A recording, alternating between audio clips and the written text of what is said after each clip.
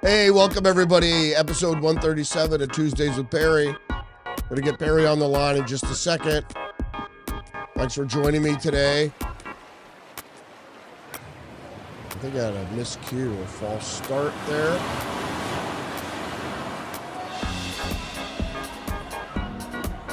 All right, let's get Perry on the line. What do you think we're going to talk about today? It is certainly going to be all about Iran. We're going to talk foreign policy. We're going to talk the Israeli involvement. We're going to talk about China. We're going to talk about it all in just a second.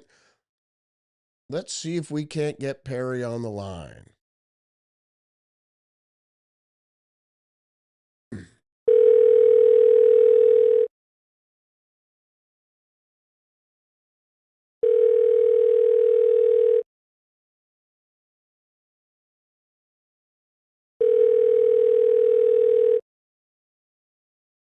Hello. Hey, Perry, welcome to the live stream. It is episode 137. How you doing, my brother?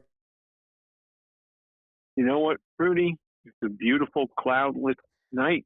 I'm staring at the space station right above my head right now.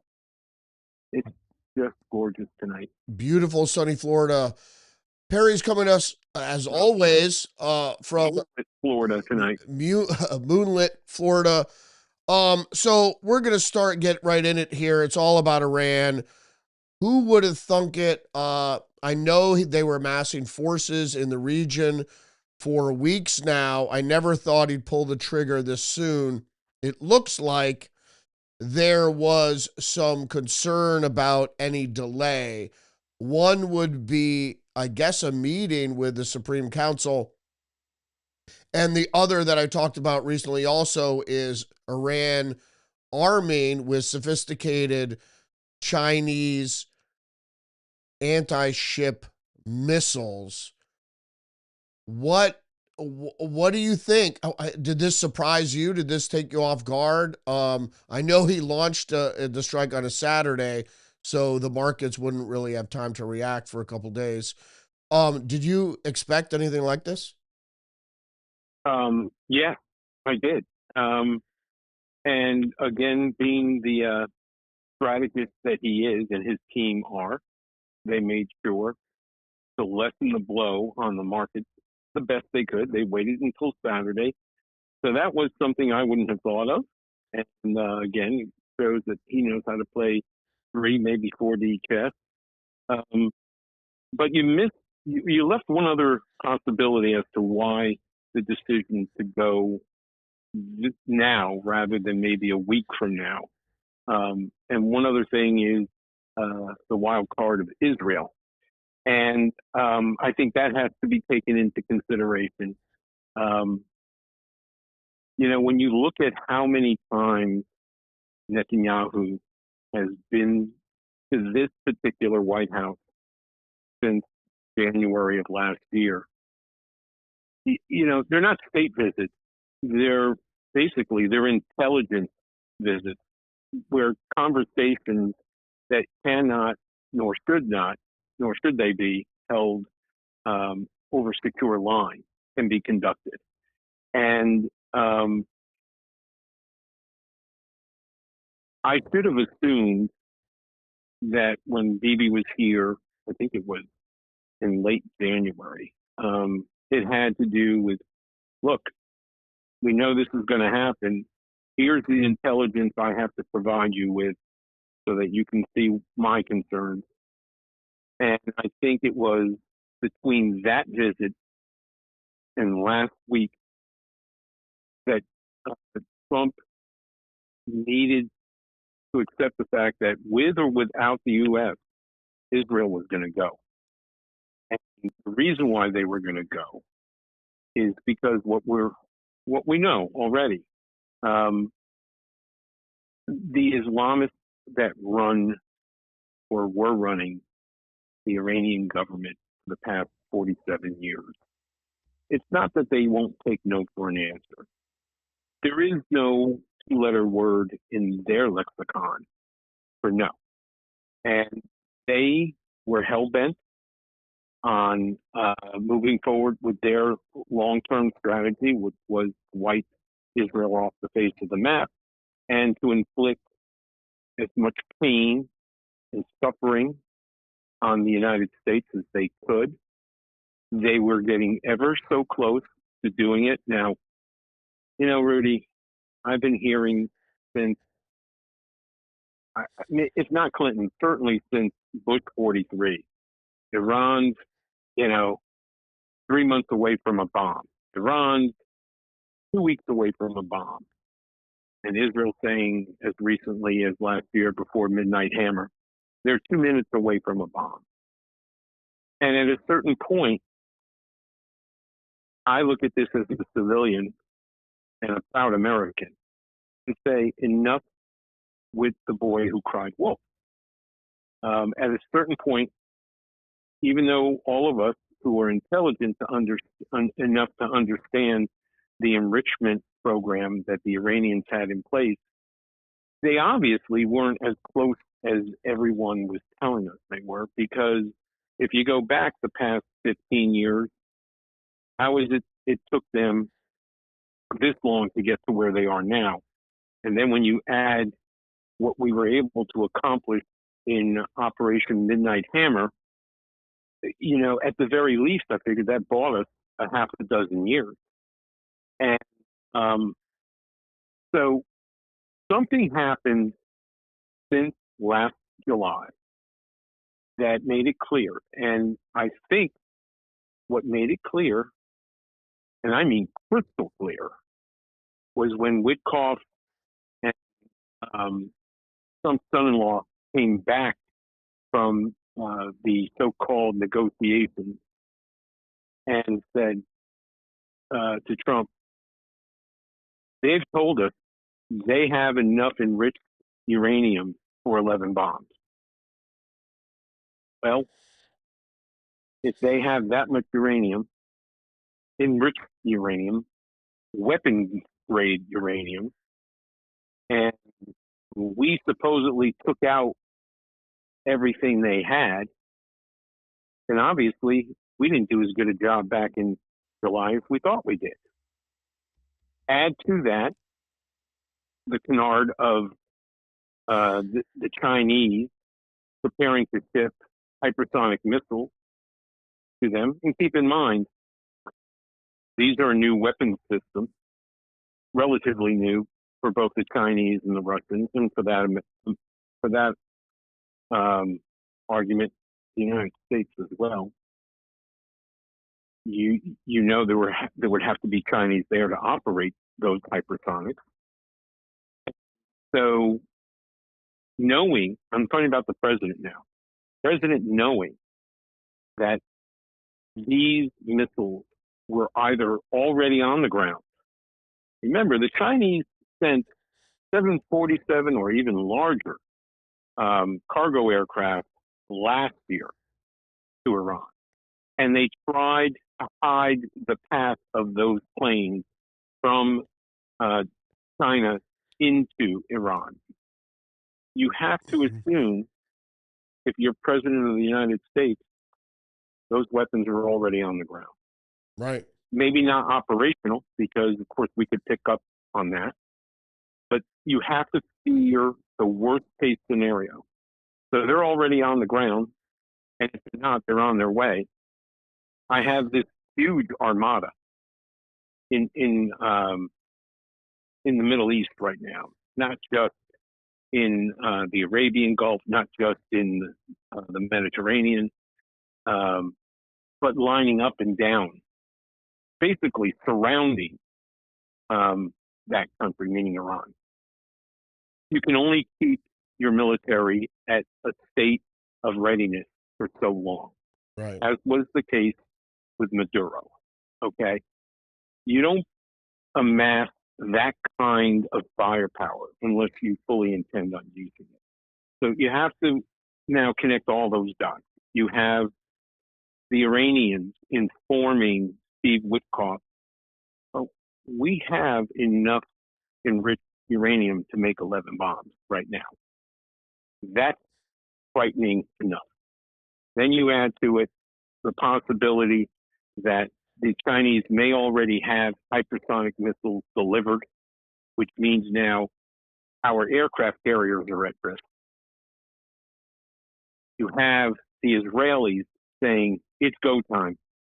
Either you're with us or we're going to leave you on the shore, but we're going whether you go or not.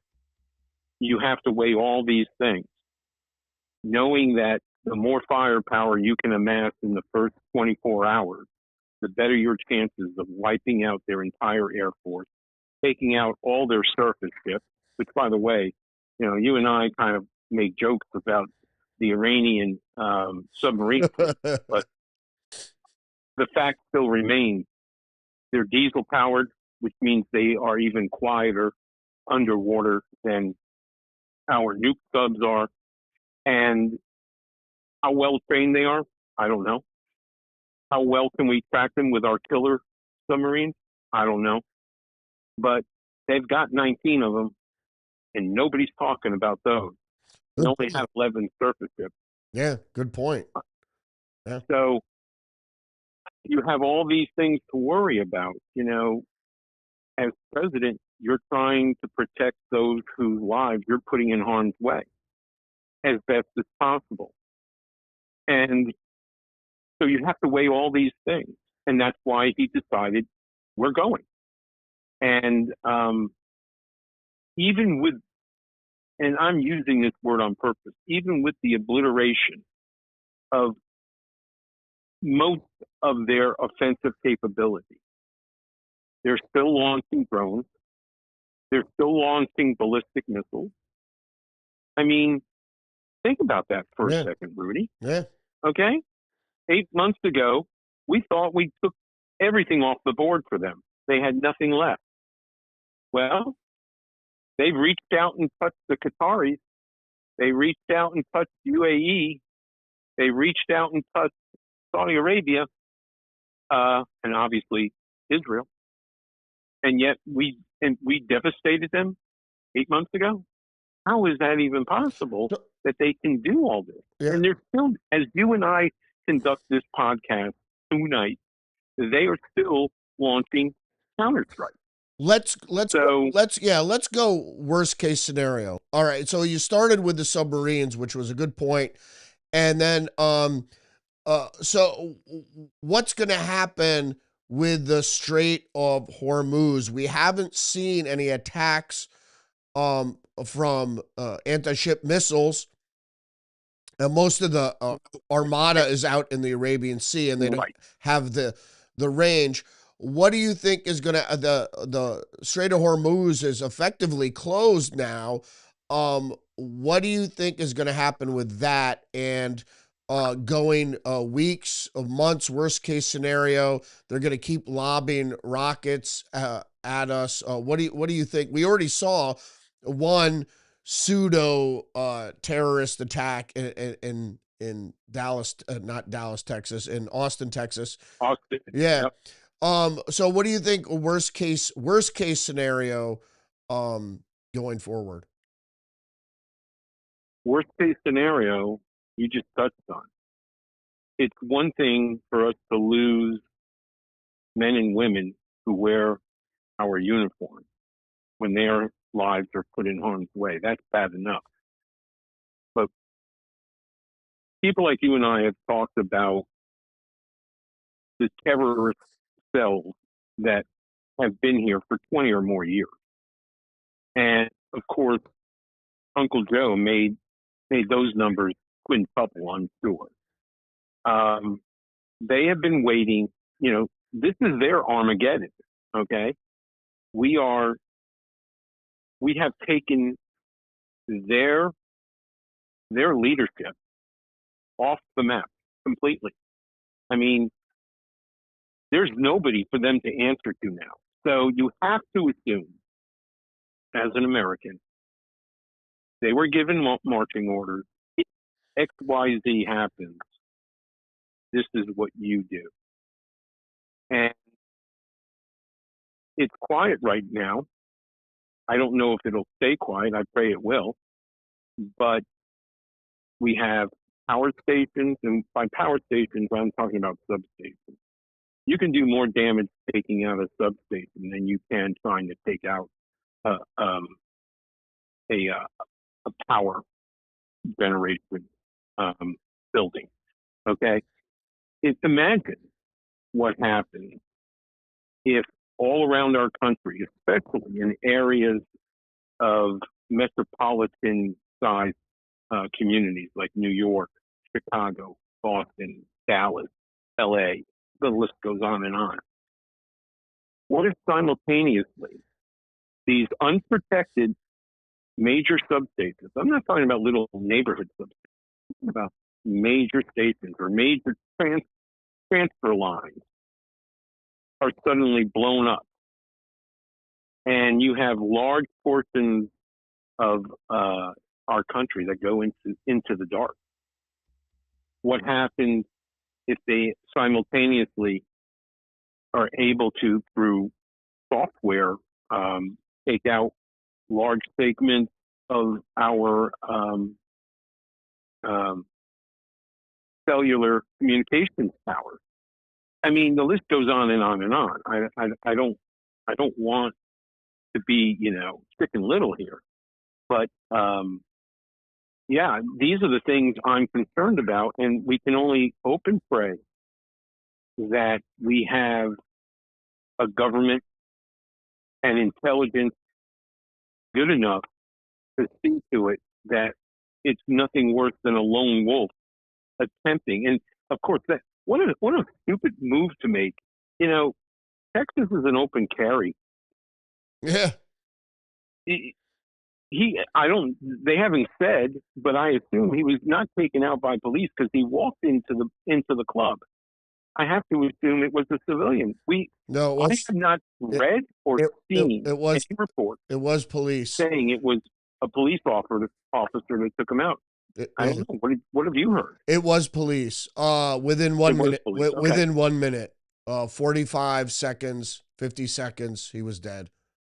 So the police were. Maybe there was a cop in the building, but the reports I read and the reports that I saw on TV, all they said he was fortunately taken out in roughly a minute. Still, with a semi-automatic weapon, he still got off 14 shots.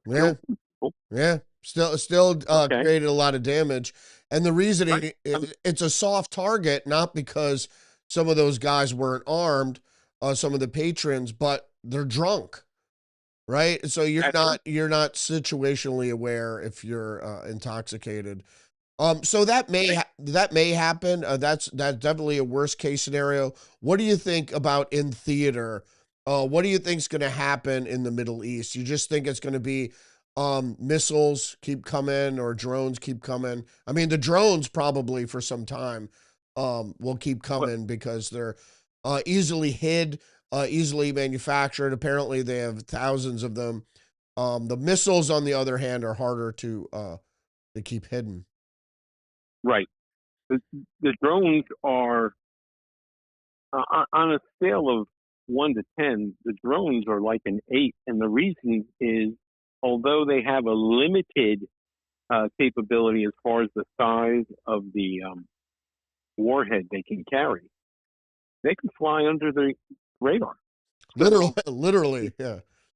Literally under the radar. Yeah. And because of that, it's kind of like, for members of your audience that were never taught about the incredible advances that the Nazis had in World War II, they were the first ones to ever create a self-propelled bomb. It was called the buzz bomb. The buzz bomb, yeah. Not the V2 was their rocket attack plane. I'm sorry, but it was the buzz bomb. And it was actually called the V1, yeah. The V1, thank you. And so this is the technology that the drones serve. And so they can do a lot of damage with that. And that's the whole purpose of using the drone, is to create terror. And so to talk about their ballistic capabilities being further degraded as the days move forward. Israel is a perfect example. And I want to say, I might have this number wrong. Tonight on Fox, they talked about that. And in the first 24 hours, the Israelis had to repel somewhere close to 100 uh, uh, ballistic missile launches. Today, it was only 20. Right. So we're furthering the goal. But let's talk about what really needs to happen. As Trump said on Saturday, and he has reiterated this at least one more time since the weekend, he has told the Iranian people, you asked for this, you asked for our help, we've given it to you, now it's up to you. If you want your freedom back, you have to take it. We can't do it for you. And I'm not seeing very many reports. Yes, in certain towns, in outskirts of Tehran, there are demonstrations being held, but I'm not seeing or hearing of these militias that were supposedly formed by the Free Iran movement, which has existed for 40 years. Seeing to it that people are going to rise up and take their country back from the thugs that have been running it. Well, And well, go ahead. to be fair, Donald Trump said, "Stay inside. They're going to be Well, bombs falling. We don't want people to get hurt." So maybe they're just but very obedient. well, that was 96 hours ago. Yeah. And you also have to look at where the Israelis and the Americans are dropping bombs. They're not dropping them in civilian areas. They're dropping them in party headquarters, Iranian Republican Guard facilities. So at a certain point, I mean, there are reports of Iranians dancing in the streets. They tore down banners lionizing the Ayatollah.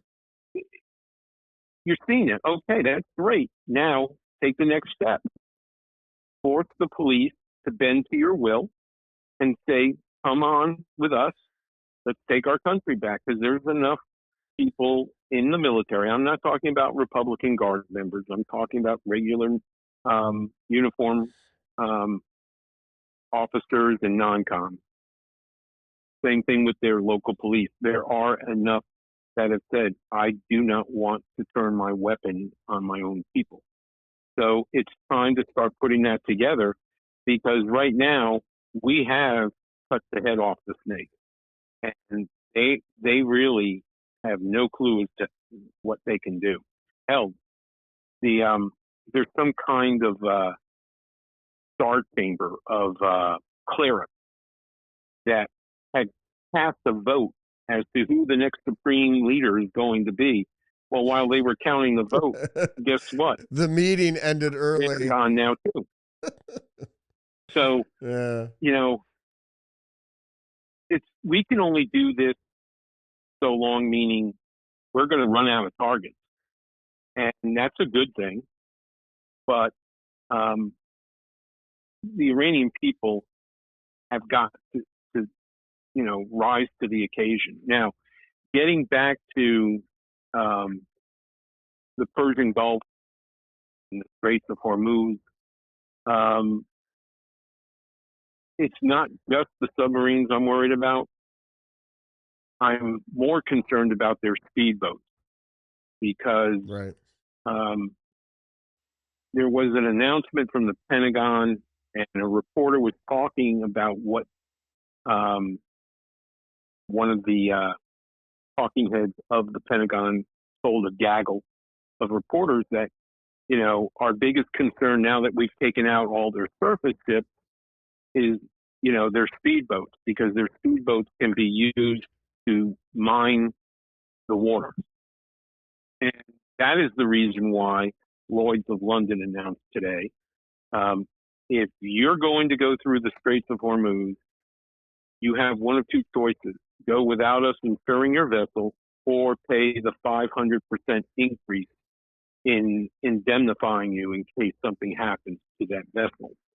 And so that's why Trump stepped in today and basically is offering to indemnify all merchant vessels from around the world, especially those that involve tankers that move oil from the Persian Gulf nations out to the world markets. Yeah. And if necessary, we're going to provide them military escorts. Well, that's great.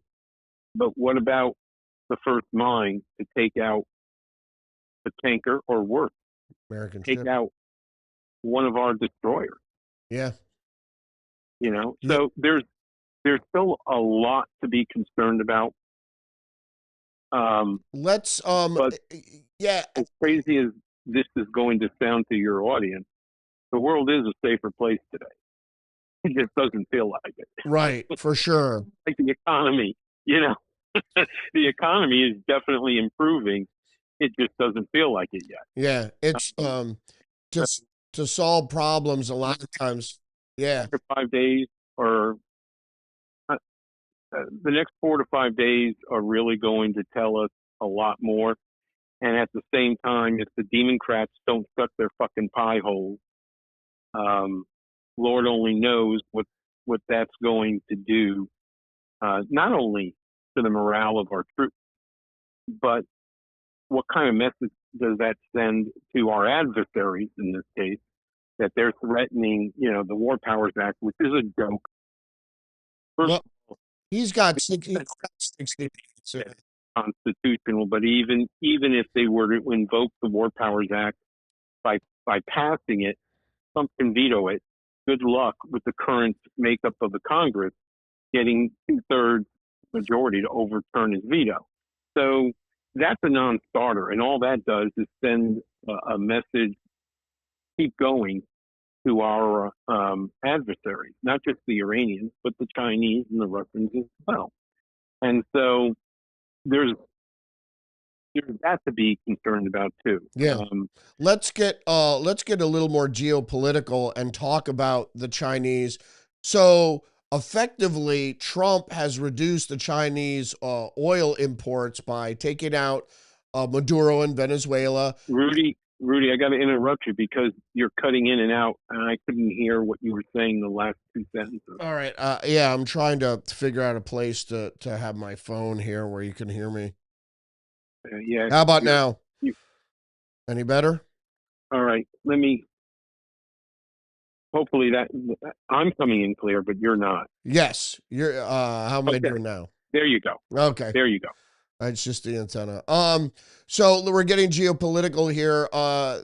Trump takes out Maduro, effectively ending the oil supply from Venezuela to China. Now he's taken on Iran, effectively ending that supply chain of oil to the Chinese. What a stunner. Um, the Chinese Communist military must be sitting there with their mouths agape. How is this going to affect? Obviously, Russia can't do anything. How is this going to affect the world order now? This is a big part of, I think, what motivated Trump for this surprise move. It goes back to what I said at the beginning of our conversation tonight. He's a master at playing multidimensional chess. Um, he's choking the Chinese into submission because oil is the lifeblood of any advanced society, and probably for the rest of our lives always will be. And so, like you said, he's taken out two of the three main suppliers of not only oil but cheap oil to the Chinese economy. And because of that, look, the Chinese have to be nervous. What it means for them, both long and short term? Well, short term, they have to be worried about how they're going to be able to keep their economy afloat if um, they have to pay market prices for oil in the future. And that probably won't happen anytime soon because of the tariffs. Not just the tariffs on Chinese goods, but more importantly, the tariffs being placed on countries that are helping the Chinese economy by trading with the Chinese. So, you can put the Chinese into a corner, and I have to tell you, 80 years ago, that didn't go all over very well with the Japanese when FDR used similar tactics to choke the Japanese economy. And at that time, it was only about supply and demand. And that was the reason why FDR did what he did when it came to raw materials being bought up by the United States so that the Japanese couldn't get any. That is what led to World War not II. World, Yeah. but that's what led to the attack on Pearl Harbor. Yeah. The Japanese felt they had no choice. Well, fast forward 80 years. Where are we? Right. Trump is taking the risk that choking off the supply of cheap oil to the Chinese will bring them to their knees and force them to negotiate in good faith with us when it comes to trade. Yeah. It's a real gamble. Yeah. Do you think chances of a new world war are more or less? Because the way I see it now, it's kind of not And all I heard was, do you think the chances of a new world war? And then I lost you. more or less. More or less. More or less. I'm sure you're there. Yeah, more or less. This Okay. is the problem with live TV, live phone, live podcasting, the live stream. Can you hear me now, Perry? Okay. Yeah, I can hear you. You're not clear, but go ahead. Finish the question. The question was whether or not you think there's a greater or lesser chance of a new world war now that Trump engaged Iran, because from my standpoint, it looks like it's checkmate, and it's less because Russia's already in a box, and I think this puts China in a box too. Never make that assumption because, as I just pointed out, we have the luxury of history to look back on. And let's put the shoe on the other foot for a second, Rudy.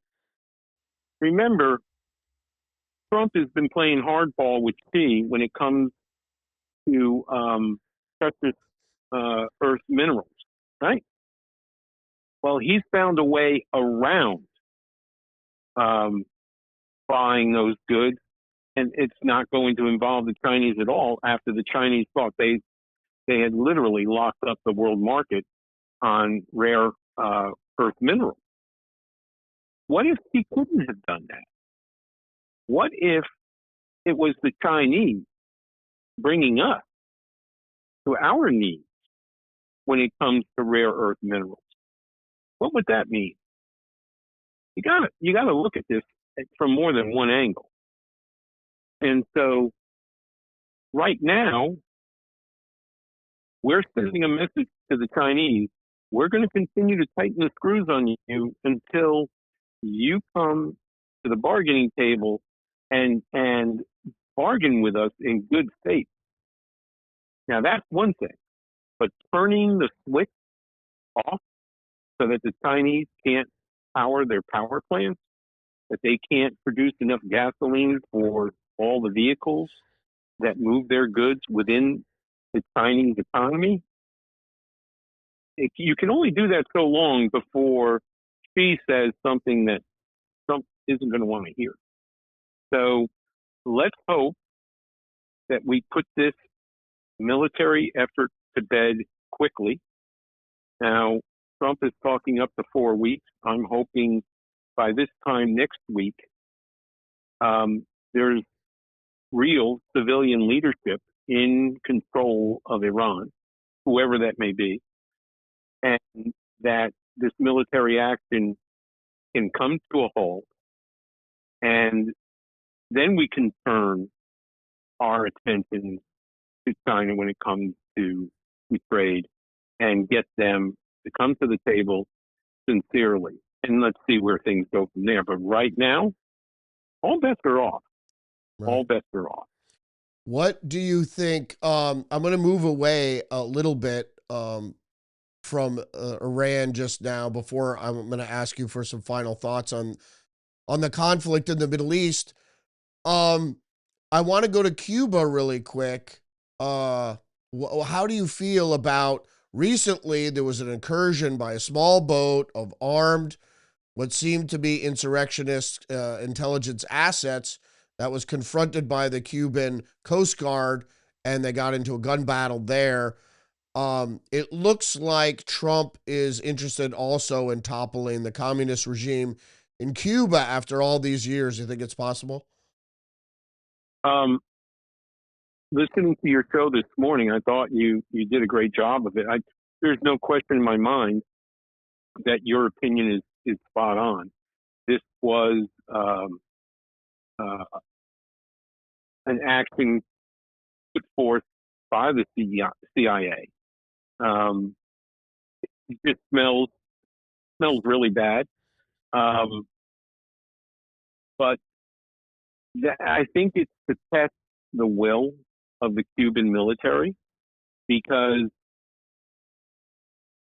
there's no question once this latest military action uh, is finished, um, yeah, the leadership of the Communist Party of Cuba has got to be sitting on the toilet right now, wondering if they have enough toilet paper, um, because they know they're next, and it's not just them. Once, if and when he decides um, to find a way without firing shots to give the Cuban people their freedom back, what do you think that's going to do for all the socialists down in South America? You know, Lula is really nervous right now because some boy is talking about running because daddy can't Yep. in Brazil. And I watched, it was a couple of years ago, I watched an interview. I want to say it was Tucker who interviewed him, Bolsonaro's son. And as smooth as Bolsonaro is, his son, I think he is even better than daddy. And so, yeah, Lula is really nervous right now, and so is the ruling party in Brazil. And if, like I said, if Cuba gains its freedom back, if the Cuban people gain their freedom back within the next calendar year, yeah, all the socialists and Marxists in South America, even if, look at the Marxist that is now in charge of Venezuela. He's cooperating with the Trump administration. Yeah. And he's basically told her, you are going to hold elections. Now, whether they're going to be this year or next year, I don't know. But you are going to hold elections. We're going to see to it that they're free and fair elections. And if you refuse to do this, if you refuse to bend to our will, then you'll end up in jail just like the guy before you. Yeah. So they know the end is within reach. The end, the end of their rule, corrupt rule, is within reach, and Trump's the one that's going to make it happen. It starts with, well, I couldn't say it started with Venezuela, but the next step is going to be Cuba. Yeah. It's all a question of when. Yeah, and I think Lula's in jeopardy too, because if you saw the turnout for the supportive parade, it was a parade, a protest, Yes, hundreds of thousands of Brazilians coming out to support Bolsonaro and Brazilian nationalism, and obviously against um, the communists there. What I want to do is, before I get your final thoughts on Iran, I just want to put up this that people aren't even talking about. You can't forget that almost 50 years ago, Iran took over 200 American hostages and held them for over a year. Nobody's talking about this at all. It's the same regime, the Islamic regime, took those hostages. They were eventually released under Reagan, and that's why people don't think it's necessarily an issue, but it's certainly an issue. They were taken. What are you, I gave you your worst case scenario, ask you for your worst case scenario. What is the best case scenario now? If we fulfill all our objectives in Iran, what's the best case scenario, obviously, for Israel? And I want to throw this out here because I've heard some talk that Israel wants to attack Turkey next. Um, what do you think is the best case scenario for the Middle East, Israel included, obviously, and for the world? Well, first of all, that's nothing but scuttlebutt, because what is Turkey? Meaning, what organizations does Turkey belong to? NATO, yeah. Now, honestly, do you think there's any truth to that? As much as Trump can't stand the asshole that's running that country right now, because he's an Islamist too. As much as he can't stand him, do you think Trump is going to sit there and not say to Bibi, if even this was a dream of or nightmare of some kind that Bibi managed to get somehow, or his exact words to him would probably be, "Are you out of your fucking mind?" So I believe a lot of that, of which you're reading concerning Israel turning their sights next on Turkey, has more to do with the Israel Haters Club and the anti-Semites who they don't see anything positive about us being allies with the only Jewish state in the world. I put no relevance on such idle chatter. Yeah. It's not worth. Yeah, I did. I didn't read it. I just heard it. So, which is obviously different than reading it because I would have sourced it for you. So, what do you? Right up there with Jews drinking the blood of Palestinian babies. I mean, come on. Oh, they don't. They don't. Okay, well, that's for one for the books, the record, I guess. All right. Best case scenario. Getting back to your Yeah, question, best case scenario. I do want to answer your question in all sincerity. All you have to do is look at all, I'm going to call them American Iranians, okay? They are Americans born to emigres of the Islamic Revolution. They're the ones who got out when the Shah fell, and now their children are in their 20s and in their 30s. If you look at what little press coverage these celebrations that are taking place in the streets of LA and even New York and other large cities, there are 3 flags that are flying in each one of these joyous celebrations. You have Old Glory, you have the Israeli flag, and you have the royal Iranian flag, not the Islamist flag of Iran, not the Islamic Republic flag, but the royal flag of Iran. And these people are holding, it's not Jews that are holding up the Star of David, it's Iranians. So think about that for a second. When Bibi said back in July after Midnight Hammer, he said, our qualm has never been with the Iranian people.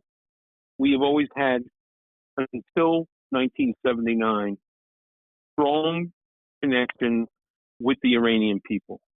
It is with the Islamic regime that controls them.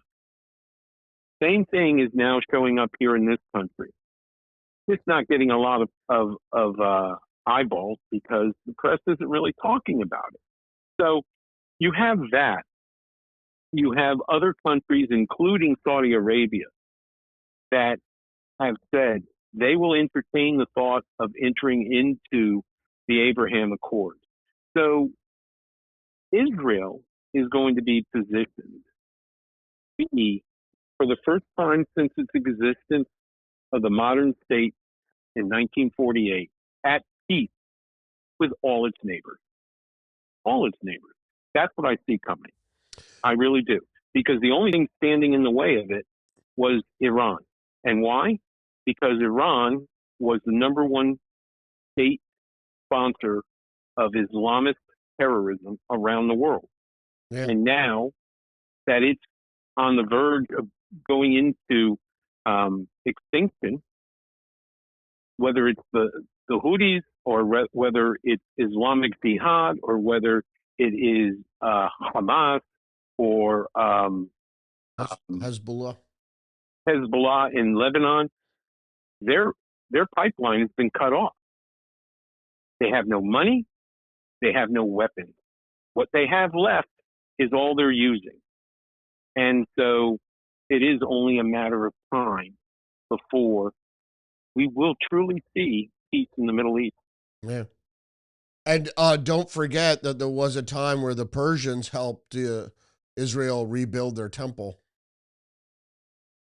I said there is a historic connection Yeah, there is between those two people. Yeah, and so hopefully there'll be some sort of reconnection there, for sure. Last words before we close out here, Perry. I know there's a lot going on in the world, so you could touch on anything if you want. Well, the only thing I want to touch on right now as we close out is pray for peace. Pray for our men and women serving bravely. Pray for the families of those who have lost loved ones serving in defense of our country. We've lost 6 brave souls already. My fear is we may lose more. And it's important for all of us, not just to support the effort that's being made, but to pray that God protect those who protect us. Indeed. I thank them for their service. I appreciate you joining me tonight, Perry. Thanks for your input on this very tumultuous news. The United States and Israel striking Iran with the goal of dislodging the Islamic regime that has been pestering the world for years. I can't remember a year going by without some sort of conflagration coming out of the Middle East, the Persian Gulf, and Iran. Thanks, Perry. Appreciate talking to you, and we'll talk next week. Looking forward to it, Rudy. And until then, be well. All right, you too. Peace out. Take care. Bye-bye. See you. All right, there goes Perry. Another episode of Tuesdays with Perry, episode 137. Or join me every day, Monday through Friday, live stream at 10 a.m. Thanks for joining us tonight on this very special episode of Tuesdays with Perry, where we talked about the United States and the Israeli airstrikes on Iran. We'll see what happens next. Peace out.